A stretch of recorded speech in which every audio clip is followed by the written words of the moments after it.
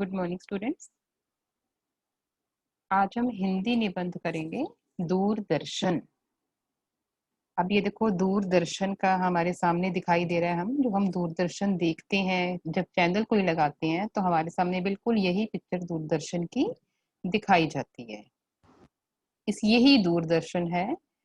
दूरदर्शन मतलब दूर की चीजों का दर्शन करना, जब वो टीवी के रूप में हमारे सामने आ जाता है। आज का युग जो है ये विज्ञान का युग है। आज हमारा जीवन बहुत भाग दौड़ वाला बन गया है, और इसी भाग दौड़ के कारण मनुष्य जो है वो थक जाता है। और ये थकावट शारीरिक भी हो सकती है और मानसिक भी हो सकती है। शारीरिक थकावट को दूर करने के लिए मनुष्य क्या करता है? शरीर को आराम देता है, आराम करता है। लेकिन जो हमारी मानसिक थकावट है वो मनोरंजन के द्वारा हम दूर कर सकते हैं। और ये मनोरंजन हमें विज्ञान की एक अभूतपूर्व खोज दूरदर्शन ने दी है, क्योंकि इसके द्वारा हम अपना मनोरंजन कर सकते हैं और अपने आप को अगले दिन के काम के लिए तैयार कर सकते हैं। और दूरदर्शन आज हमारे जीवन का एक आवश्यक अंग बन गया है, क्योंकि अपनी थकावट को दूर करना, अपने जीवन में कुछ नवीनता लाना हर मनुष्य की इच्छा होती है। और वो मनोरंजन वो कैसे कर सकता है? इसके लिए दूरदर्शन एक अहम भूमिका निभाता है, एक सशक्त साधन है मनोरंजन का। अपनी शरीर की थकावट को दूर करने के लिए, मानसिक थकावट को दूर करने के लिए भी हमें मनोरंजन की आवश्यकता होती है। और कई बार ऐसा होता है कि समय कम होता है तो हम अपना मनोरंजन नहीं कर पाते, तो उसके लिए हम बाहर नहीं जा पाते, तो घर में बैठ के ही हम टेलीविजन के माध्यम से अपना मनोरंजन कर सकते हैं। और इसमें दूरदर्शन एक अहम भूमिका निभाता है। सबसे पहले दूरदर्शन होता क्या है? दो शब्दों के मेल से बना है दूरदर्शन शब्द। दूर प्लस दर्शन, दूर की चीजों का दर्शन। जब दूर की चीजें पास आ जाती हैं हमारे, तो वो एक बॉक्स में, एक डिब्बे में कैद हो जाती हैं, और अब हम उनको पास से उनका दर्शन करते हैं। इसी को हम दूरदर्शन कहते हैं। अब हम ये देखेंगे कि दूरदर्शन का आविष्कार किसने किया और इसका विकास कैसे हुआ। दूरदर्शन का आविष्कार या टेलीविजन का आविष्कार इंग्लैंड के J.L. बेयर्ड ने 1926 में किया था। 1925 में उन्होंने काम करना शुरू किया और इसका उद्घाटन 1926 में हुआ था इंग्लैंड। लेकिन भारत में ये 15 सितंबर 1959 1959 में इसके पहले केंद्र की स्थापना हुई थी, अभी 2 दिन पहले ही, 15 सितंबर को। और इसका जो उद्घाटन है, ये तत्कालिक हमारे जो प्रथम राष्ट्रपति थे, डॉक्टर राजेंद्र प्रसाद, उन्होंने दिल्ली में पहले दूरदर्शन केंद्र का उद्घाटन किया था। पहले जो चैनल्स होते थे, पहले जो बिल्कुल ब्लैक एंड व्हाइट टीवी होते थे, श्याम श्वेत टीवी होते थे, ब्लैक एंड व्हाइट होते थे। और कलर टीवी जो रंगीन टीवी है, ये बहुत बाद में शुरू हुए थे।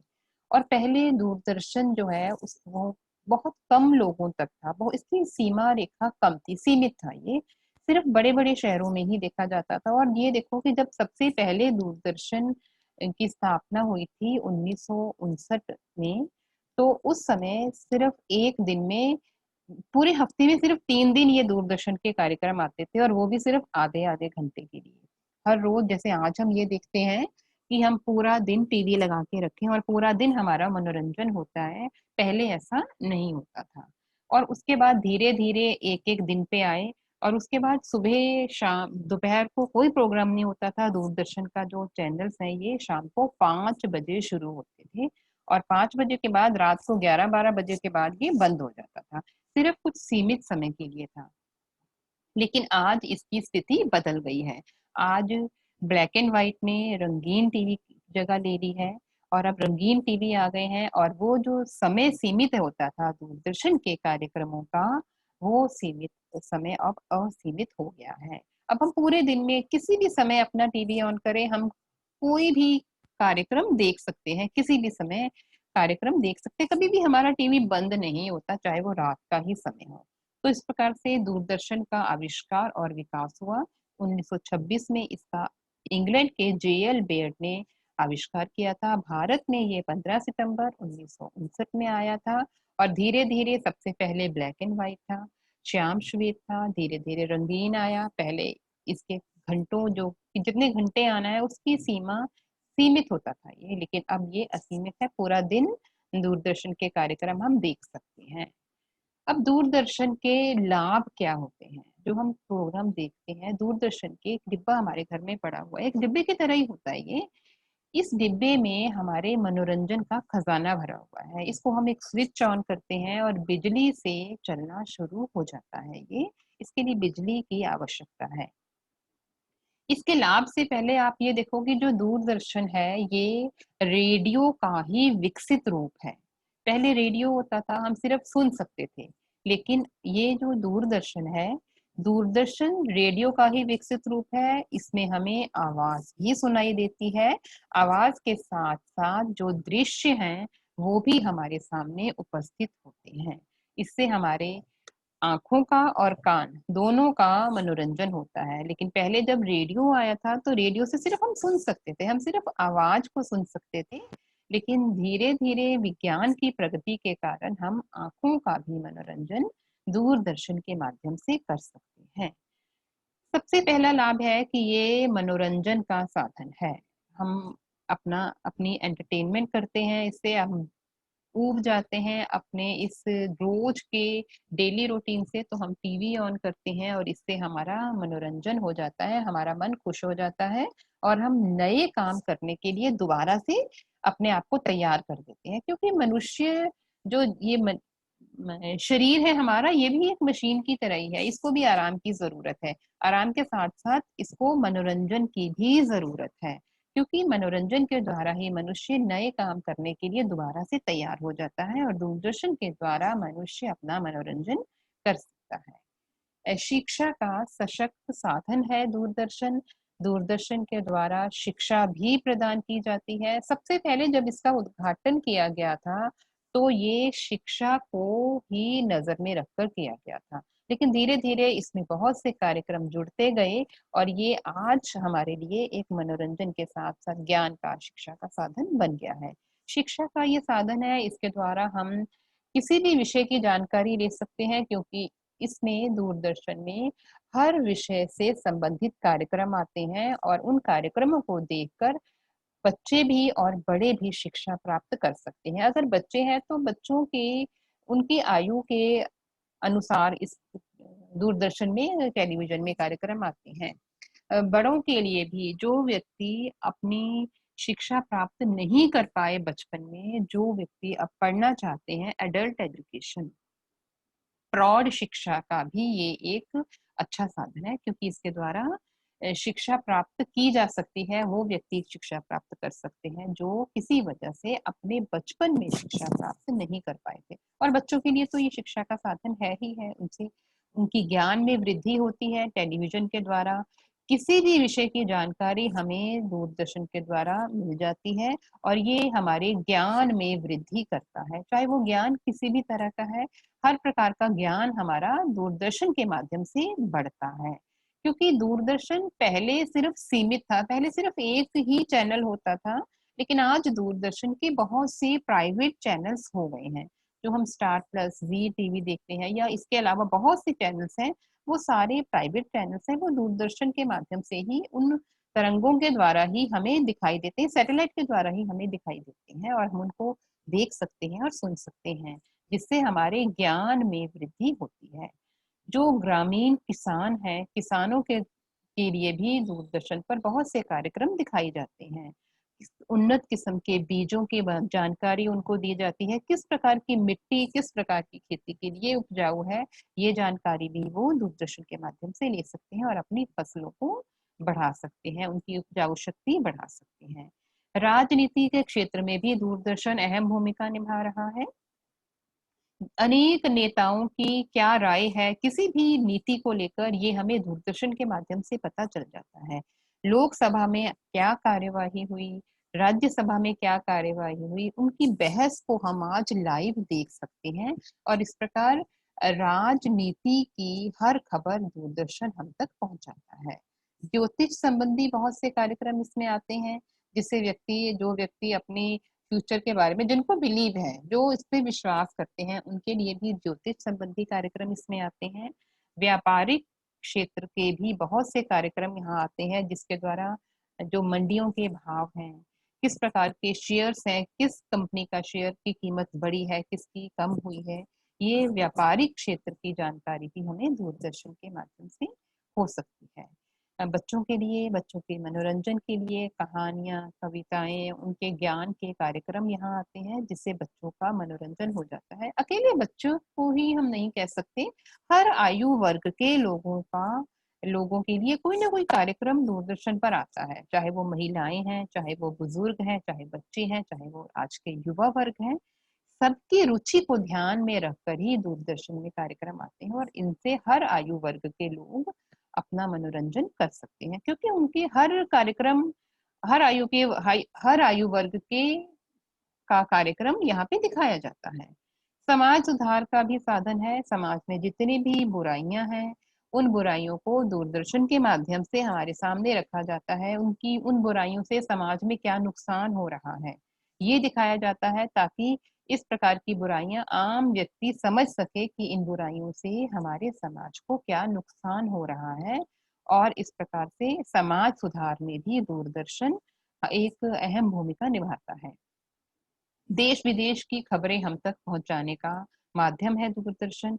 देश विदेश में क्या घटना घटी, क्या समाचार, अपने देश के भी और विदेशों के भी समाचार पत्र तो हम पढ़ते हैं। समाचार पत्रों के द्वारा हम सिर्फ और सिर्फ समाचार पत्र पढ़ सकते हैं, लेकिन दूरदर्शन के द्वारा हम उन खबरों को आंखों से देख भी सकते हैं, और बिल्कुल लाइव देख सकते हैं जो खबरें हैं। लाइव बहस आजकल हम देखते हैं कि हर चैनल पे कोई ना कोई बहस दिखाई जाती है, जिससे आम लोगों की किसी नीति के बारे में क्या राय है, उनके क्या लाभ हैं, क्या हानियां हैं, वो बिल्कुल बहस दिखाई जाती है, ताकि आम आदमी इस उस नीति के बारे में, उस छोटी सी बात को जो नीति है उसके बारे में जानकारी प्राप्त कर सके।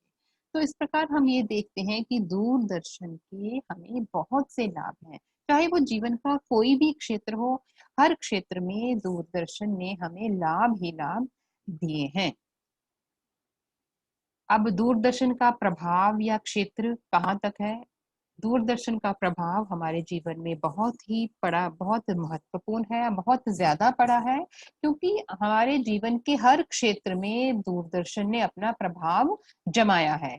चाहे वो शिक्षा का क्षेत्र हो, चाहे वो ज्ञान का क्षेत्र हो, हमारी संस्कृति, भारत की संस्कृति सभ्यता का क्षेत्र हो, हर क्षेत्र में दूरदर्शन का प्रभाव है, और इसी दूरदर्शन के माध्यम से हम ये सारी जानकारी भी प्राप्त कर सकते हैं। हमारे रीति रिवाज क्या है, व्यापार के क्षेत्र में दूरदर्शन जो है वो अपना प्रभाव जमा रहा है, अपना उसका जो क्षेत्र है वो बहुत ज्यादा विस्तृत होता जा रहा है, और इस प्रकार हर परिवार का एक महत्वपूर्ण अंग दूरदर्शन आज बन गया है। बहुत सस्ता साधन है, इसीलिए ही हमारे परिवार का एक महत्वपूर्ण अंग बन गया है। हम मनोरंजन करने के लिए हमें बाहर नहीं जाना पड़ता, हम घर बैठे ही अपने घर में आराम करते करते ही इस मनोरंजन कर सकते हैं। इस प्रकार हमारे घर पर कोई भी क्षेत्र हम चाहे ले ले, हर क्षेत्र में दूरदर्शन का प्रभाव हमें दिखाई देता है। जहां हमने दूरदर्शन के इतने लाभ कर लिए, इसका प्रभाव देखा, इसके क्षेत्र देखे, वहीं दूरदर्शन की हमें कुछ हानियां भी हैं। सबसे पहली हानि है आर्थिक दुष्प्रभाव। पैसों की तंगी हो जाती है। पैसों की तंगी कैसे हो जाती है? कई बार दूरदर्शन पर इस प्रकार के विज्ञापन दिखाई जाते हैं, जिनको लेने के लिए हमारा मन ललायत हो जाता है, और बच्चे भी कई बार जिद करते हैं कि जिस चीज का विज्ञापन आया है, एडवर्टीजमेंट आई है, हम वो चीज को लेना चाहते हैं। तो इसके कारण हमारे घर का कई बार जो बजट है वो हिल जाता है, क्योंकि बच्चों के आगे माँ बाप को कई बार झुकना पड़ता है, वो चीज लेकर देनी पड़ती है, जिसके कारण इसका आर्थिक दुष्प्रभाव भी पड़ता है। हमारे स्वास्थ्य पर इसका बहुत ही गहरा प्रभाव पड़ता है। अगर हम बहुत ज़्यादा टीवी देखते हैं, तो लगातार हमारी आँखों पर इसका प्रभाव पड़ता है, स्ट्रेस पड़ता है और हमारी आँखें कमज़ोर हो जाती हैं। यही कारण है कि हम आजकल ये देखते हैं कि छोटी उम्र में ही बच्चे जो हैं, बच्चे की आँखों पर चश्मा लग जाता है। बैठे-बैठे हम अपना मनोरंजन कर रहे हैं, हम हिलते-डुलते नहीं हैं, एक्सरसाइज़ नहीं कर रहे हैं, बिल्कुल बैठे-बैठे हैं 2-4 घंटे बैठे-बैठे ही हम टीवी देखते रहते हैं, जिसके कारण जो बच्चों के शारीरिक विकास में भी रुकावट आ जाती है। फैशन की होड़ हो जाती है दूरदर्शन पर, जो चीज़ हम जैसा फैशन देखते हैं, हम उस वैसा ही फैशन करते हैं। हमारे मन पर दूरदर्शन का प्रभाव ये पड़ता है कि हम फैशन की अंधी दौड़ में शामिल हो जाते हैं। और बच्चों के लिए पढ़ाई का नुकसान होता है उनका, ज़्यादा समय टीवी के आगे बैठकर बिता देते हैं, चाहे टीवी में उनकी पसंद का प्रोग्राम आ रहा है, चाहे नहीं आ रहा है, वो हमेशा उस समय को टीवी के आगे बैठकर ही व्यतीत कर देते हैं। ढंग से पढ़ाई नहीं कर पाते क्योंकि टीवी लगा हुआ है, पढ़ रहे हैं, जिसके कारण उनकी पढ़ाई का नुकसान होता है और ये नुकसान उनको उठाना पड़ता है, जिसके कारण उनके जीवन पर, उनके भावी जीवन पर भी इसका प्रभाव पड़ता है। ये बहुत सी हानियाँ हैं इसकी, लेकिन हर चीज़ की हानियाँ भी होती हैं, लाभ भी होते हैं। क्योंकि कोई भी चीज़ है जिसका हम बहुत ज़्यादा प्रयोग करते हैं, चाहे वो अच्छी ही चीज़ है, उसका हमें नुकसान उठाना ही पड़ता है। तो अति हर चीज़ की बुरी होती है, चाहे वो जितनी मर्ज़ी फ़ायदेमंद है। अगर हम अमृत है, तो अमृत का भी हम बहुत ज़्यादा प्रयोग कर रहे हैं। अगर हम कहते हैं कि बादाम खाना हमारे शरीर के लिए बहुत अच्छा है, तो हम अति में खा रहे हैं, उसको बहुत ज़्यादा खा रहे हैं, तो ये हमारे लिए नुकसानदायक हो जाता है। तो यही हाल दूरदर्शन का भी है। हम बहुत ज़्यादा टीवी देखेंगे, तो हमें इसका नुकसान होगा ही, लेकिन इतने नुकसानों के बावजूद हम इसकी उपयोगिता को नज़रअंदाज नहीं कर सकते। हम क्यों नहीं नज़रअंदाज कर सकते? क्योंकि इसके लाभ हमें ज़्यादा हैं, हानियाँ कम हैं। और इसकी हानियाँ भी क्या हैं?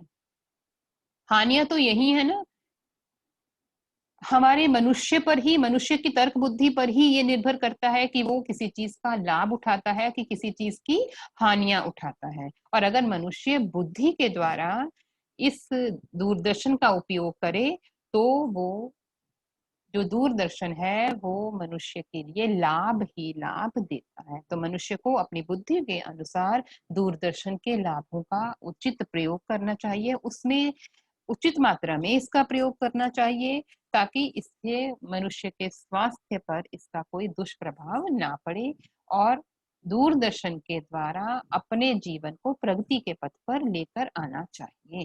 तो अंत में इसके लिए 2 लाइनें हैं जो आप लास्ट में ऐड कर सकते हो। समाचार फिल्मों के संग में यह कार्टून दिखाता है, क्रिकेट मैच इसमें होते हैं, यह जन-जन को भाता है। आज सैकड़ों चैनल इसके हमको सब अच्छे लगते, यही दूरदर्शन मेरा है, इससे सबका नाता है। तो लास्ट में हम ये कोटेशन लिख सकते हैं और अपने ऐसे को खत्म कर सकते हैं। उपसंहार के बाद लिखकर अपने ऐसे को भी यहाँ पर हम समाप्त कर सकते हैं।